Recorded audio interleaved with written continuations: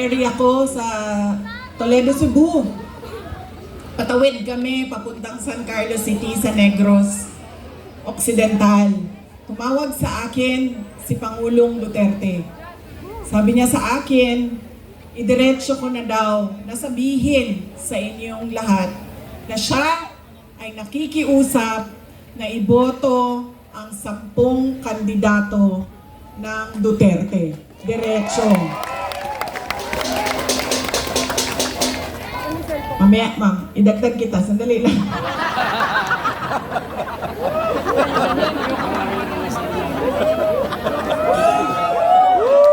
Grabe, ang awkward talaga. Grabe.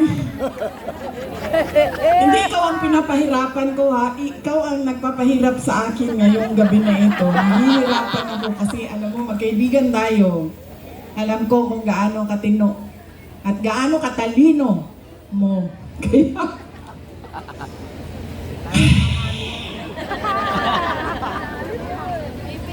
Yes, ma'am. Ay, okay lang, ma'am. Thank you. Thank you. Na ano kasi ako, ma'am, na parang malunod gani. Nalulunod ako sa hangin, ma'am.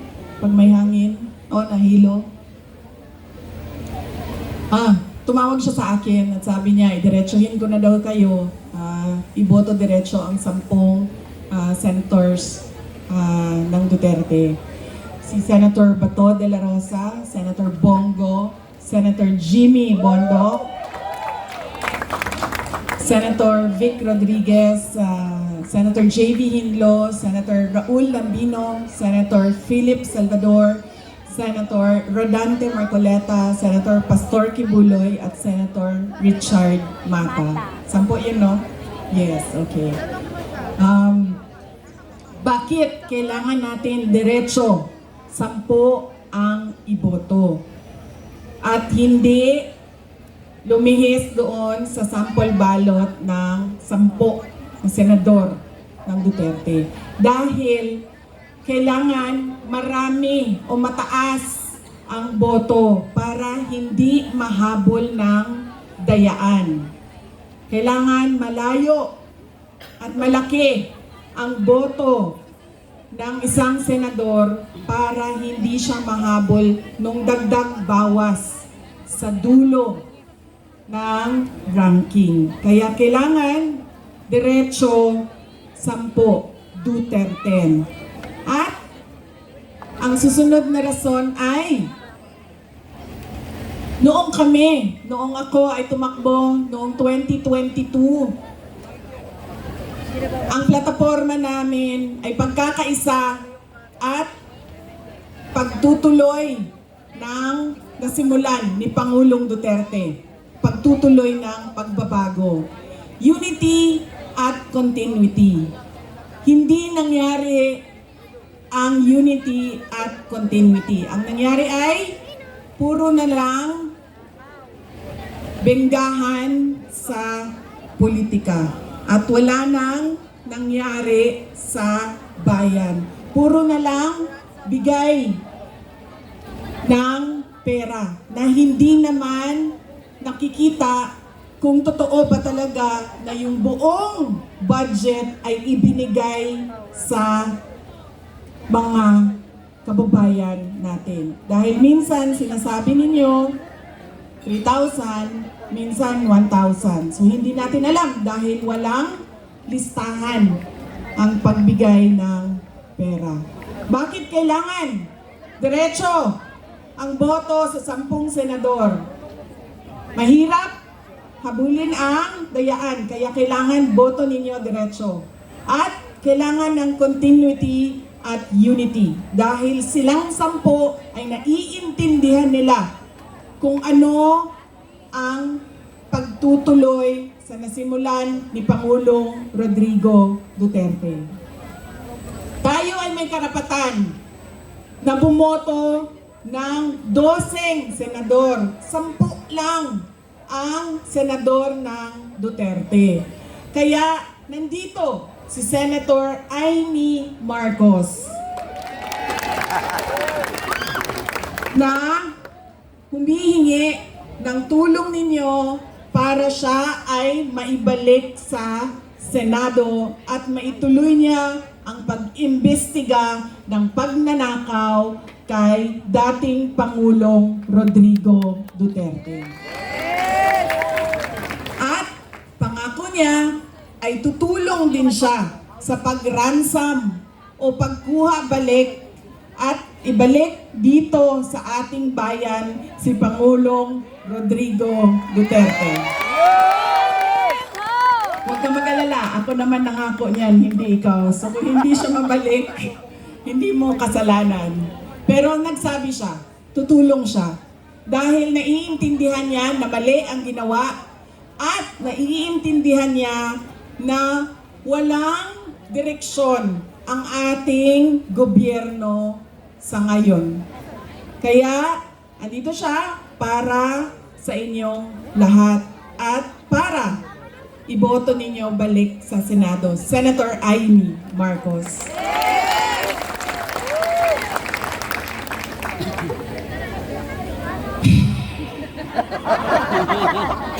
So, ang nakalimutan ninyo kanina ay yung pangako. Sabi ko, di ba? Check ninyo ang pangako kung natupad ba bago ninyo iboto ulit. Yung pangatlo. Yan yung ang pag-check niyan ba parang ano, yung politiko ba parang boyfriend yan ba? 'Di ba? Ang lalaki kapag nanliligaw, isasabihin sa iyo ang lahat. Bibigay sa iyo ang lahat. Sasabihan ka, ano sasabihin, ma'am? Hindi kita iiwan! Hindi kita iiwan. Ano pa? Mahal na mahal kita. Ano pa? Hindi kita pababayaan. Ikaw lang mag-isa. Ha? Hindi kita papaiyakin. Pero anong ginawa nila sa inyo? Pinaiyak. Iniwan. Sinaktan. Pinutom! Ganyan. Ganyan ang isipin ninyo. Pagpili ninyo ng mga kandidato ngayon. Ang pangako, 20 pesos ang kilo ng bigas. Alay pala yun, madam. Na hanggang ngayon ay hindi pa naibibigay. Kaya, anong pwede ninyong gawin? Huwag ninyo, ma'am, alam mo, tayong dalawa talaga makukulong dyan sa tanggalin mo. Huwag ninyo iboto ang mga kandidato niya. Dahil ang mga kandidato niya ay nagsasabi sa kanya na okay lang na magsinungaling ka. Okay lang na hindi mo tuparin ang pangako mo sa mga tao. Huwag ninyo iboto ang mga kandidato ni Nino. Na nangako ng na hindi. So, sino ang mga, alam nyo, nagtataka ako sa inyo, ha? Yung congressman ninyo dito,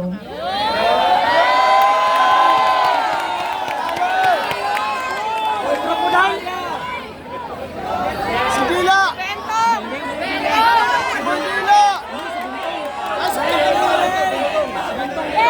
hindi ko, Bintong! alam nyo, kasi yung congressman ninyo, yan yung mukha ng distrito ninyo.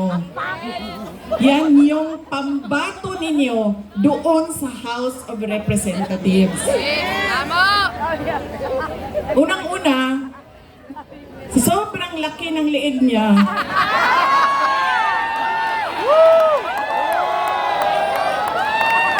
naiipit na yung boses niya. Mr. Speaker!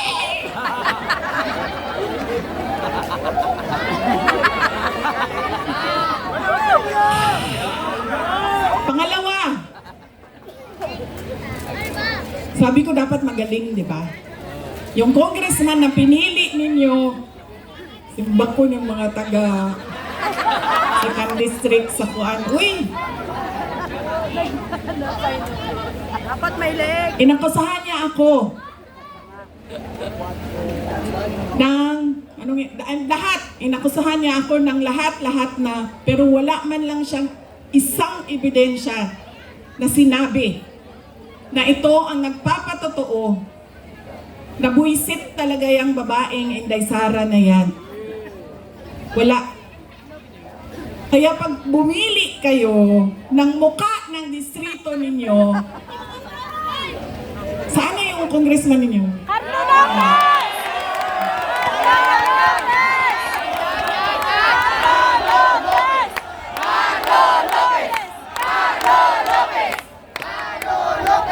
Ganitong klaseng pagmumuka ang ilagay ninyo sa kongresa. Yan! May leg yan! At ganitong klaseng kapasidad. Hindi ko alam, ano bang nangyari noong 2022 at yan ang binoto ninyo? Ikwento nyo nga sa akin. Ikwento nyo sa akin.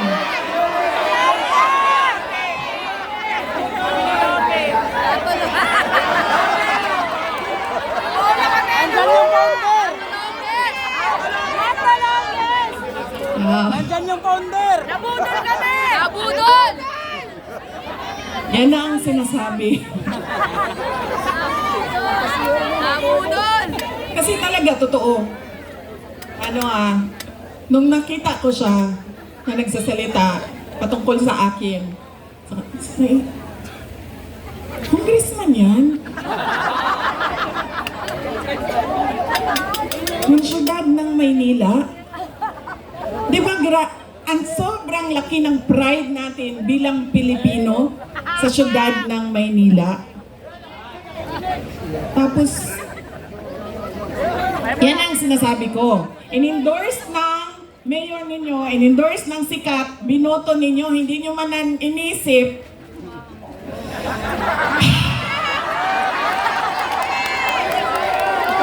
Yan! Yan ang sinasabi ko sa inyo. Kasi, ang ugali natin, in-endorse ng sikat, sikat ang apelido, kinabuto ko na ito. Sumayaw, kumanta, napatawa ako. Bahala na yung pangako mo, hindi natutupad, okay ka na. Yan ang, kita niyo, nasaan na yung bansa natin ngayon? Nasa kangkungan na tayo. Ay, sorry, in-endorse ko din pala si BBM. Humingi-hingi ako ng patawad.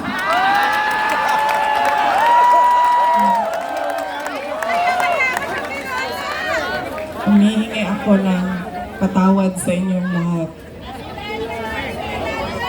Bang, tinatanggap ko po ang sorry mo at pinatakbo mo akong Vice President.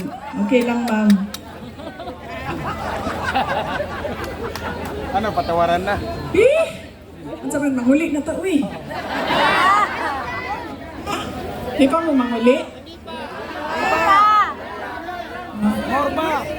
Ang sabi, kaya nga tinanggal ko yung seal ko dito kanina kasi alam ko na kung anong mangyayari sa kampanya na ito. Alam ko na po kung anong mangyayari sa kampanya na ito ngayong gabi. Wala pa.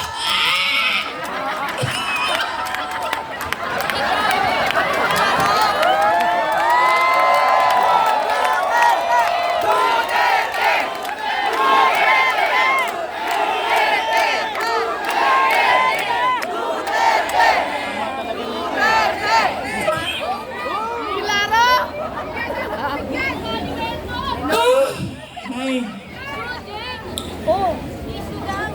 sakit sa ulo. Ako ay hindi kandidato. Baka kasi Duterte kayo na Duterte. Hanapin ninyo ako sa balota. Hindi po ako kandidato ngayong eleksyon na ito. Ako po ay nandito bilang isang botante din. Magpapaalala sa inyo. Hindi dahil sikat yan, hindi automatic ang boto ha. Hindi dahil napapatawa kayo, hindi automatic ang boto. Tingnan ninyo yung pangako. At yes ma'am. Ngayon, pati ako ma'am, nagising.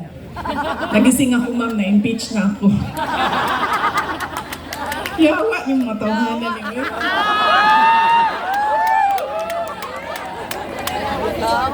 Sira ng ano. Lumalabas yung... Ma'am.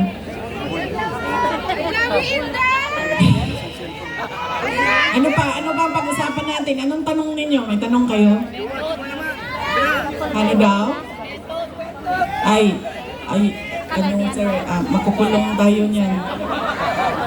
Paalisin, palayasin, patalsikin, paalisin. Ano pa? Anong tanong ninyo?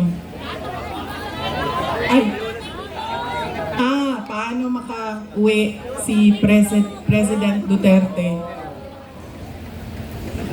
Kidnapin din natin doon. Punta tayo lahat doon. Akong bahala sa ticket ninyo, ha? Pagdating doon. Pagdating doon. Kidnapin. Alam nyo, kawawa siya kasi nung tumawag siya, kinento niya sa akin, diba? Bakit kailangan diretso 10 yung mga senador. Sinabi niya sa akin na in Bisaya, sabi niya sa akin, ayaw biya kong kalimti din ha, basin makalimtan ko nimo mabulok ko din ni. Huwag mo akong kalimutan dito. Baka makalimutan mo ako, mabubulok ako dito. Yan ang totoo. Si Pangulong Duterte is 80 years old. Mahina na yung tuhod niya, mahina na yung likod niya, mahina na yung katawan niya. At kakaawa siya sa sitwasyon niya doon.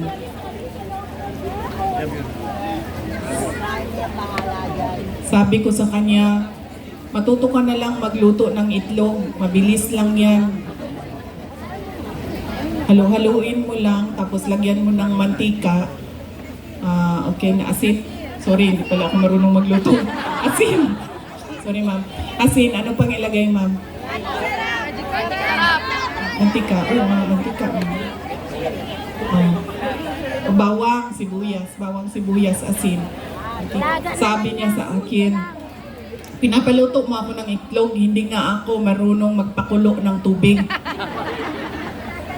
Kaya,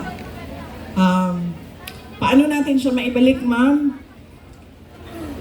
Manang Aimee will bring him home.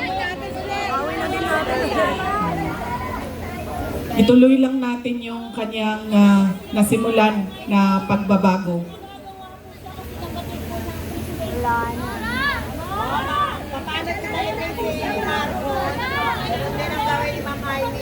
Yes, ma'am.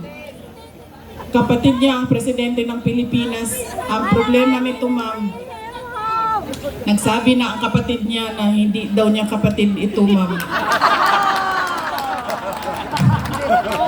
Itinakwil na po ito ng kapatid niya, ma'am. Nakakaawa din. Madami ang nakakaawa ngayong panahon na ito. Hindi lang si President Duterte, hindi lang si Senator Amy Marcos, mga tao na nagugutom, mga tao na biktima ng kriminalidad, mga tao na walang oportunidad sa trabaho. Alam niyo ba kung gaano kadami ang ating mga kababayan na nagpupumilit pumunta sa abroad para magtrabaho? Libo-libo araw-araw.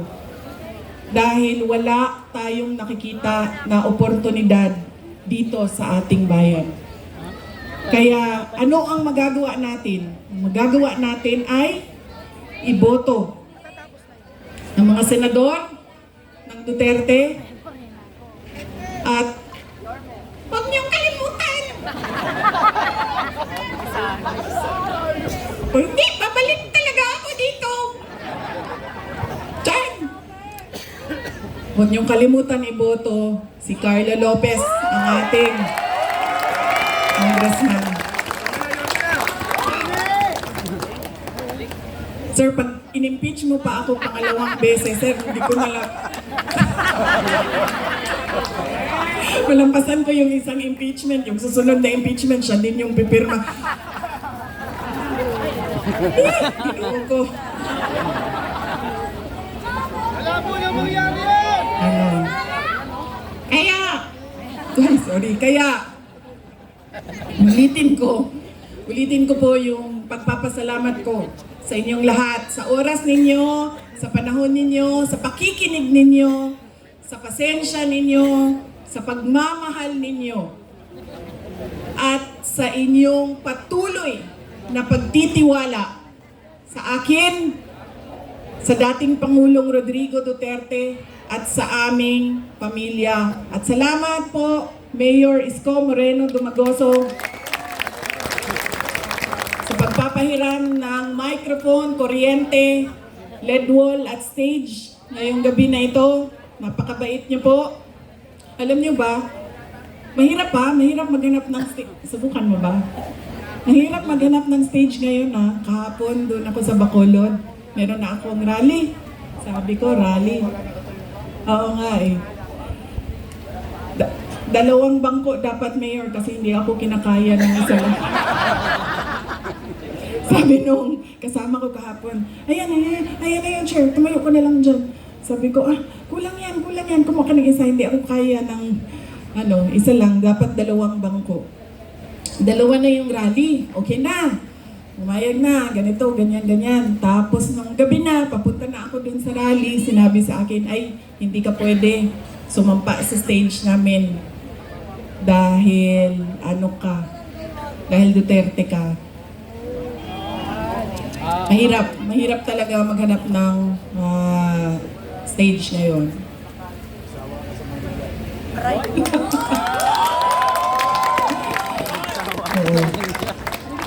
Bukas po, iniimbitahan ko kayo lahat. Doon na naman po ako sa distrito ni si Joel Chua na. Sabi ni Joel Chua, sabi ko, the appointing authority of the Undersecretary of the Department of Education is, sabi ni Joel Chua, the DepEd Secretary. Sabi ko, no! The President of the Philippines. Yan ang pinili ninyo. Bakit nagboto si Joel Chua noon? Bakit? Ikwento niyo nga sa akin.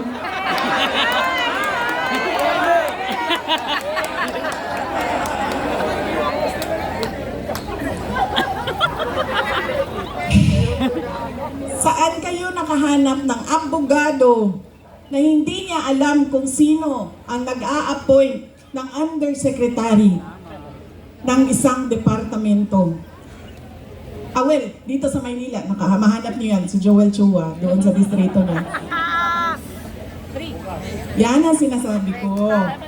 Dahil inendorso ng sikat at magaling na mayor, hindi niyo na inisip, tama ba na iboto ko itong tao na ito? Mukha yan ng